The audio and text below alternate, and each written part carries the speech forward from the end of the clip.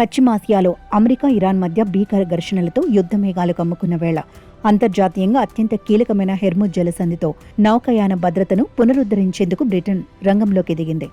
ఇరాన్తో జరుగుతున్న ఈ సైనిక ఘర్షణల్లో తాము ప్రత్యక్షంగా జోక్యం చేసుకోవటానికి ఇష్టపడటం లేదని బ్రిటన్ స్పష్టం చేసినప్పటికీ అంతర్జాతీయ వాణిజ్యానికి గుండెకాయ లాంటి ఈ జలసంధిని సురక్షితంగా మార్చడానికి మాత్రం కంకణం కట్టుకుంది. ఇందులో భాగంగానే ఉద్రిక్తతల నేపథ్యంలో ఇరాన్ జలసంధిలో అమర్చిన ప్రమాదకరమైన సముద్రపు మందు పాత్రలను గుర్తించి వాటిని విజయవంతంగా తొలగించడంలో సహాయపడటానికి బ్రిటన్ ఒక ప్రత్యేక సైనిక నౌకను పంపింది. ప్రపంచ ఇంధన సరఫరాదారికి ముప్పు వాటిల్లకుండా చూడటమే లక్ష్యంగా బ్రిటన్ ఈ వ్యూహాత్మక చర్యకు శ్రీకారం చుట్టింది. అంతర్జాతీయ చమురు రవాణాకు అత్యంత కీలకమైన ఈ మార్గంలో ఇరాన్ సృష్టిస్తున్న ఆటంకాలను ఎదుర్కోవడానికి బ్రిటన్ తన నౌకాదళ శక్తిని ఇక్కడ ప్రదర్శించబోతోంది.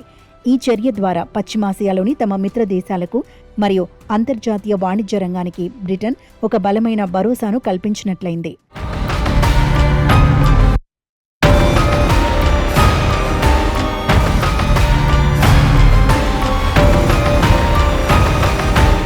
బ్రిటన్ రాయల్ నేవీకి చెందిన ప్రతిష్టాత్మకమైన RFA లైన్ బే యుద్ధ నౌక సహాయంతో హెర్ముజ్ జలసంధిలోని సీ మైన్స్ ను తొలగించే భారీ రక్షణ ఆపరేషన్ త్వరలోనే ప్రారంభం కాబోతోంది.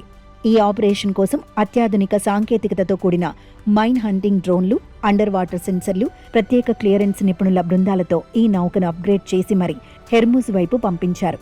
ప్రస్తుతం ఈ నౌక జిబ్రాల్టర్ నుంచి బయలుదేరి సూయజ్ కాలువ మీదుగా పర్షియన్ గల్ఫ్ వైపు అత్యంత వేగంగా ప్రయాణిస్తోంది.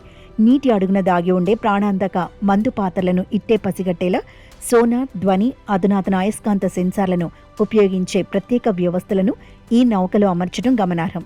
కేవలం మందు పాత్రలను వేటాడటమే కాకుండా శత్రువుల నుండి ఎదురయ్యే వైమానిక, జలంతర్గామి దాడులను తట్టుకునేలా ఈ నౌకకు అదనపు రక్షణ కవచాలను కూడా ఏర్పాటు చేశారు. రాయల్ నేవీకి చెందిన అత్యంత నైపుణ్యం కలిగిన డ్రైవర్లు, రోబోటిక్ నిపుణులు ఈ క్లిష్టమైన ఆపరేషన్లో పాల్గొని జలసంధిని క్లియర్ చేయడానికి సిద్ధంగా ఉన్నారు.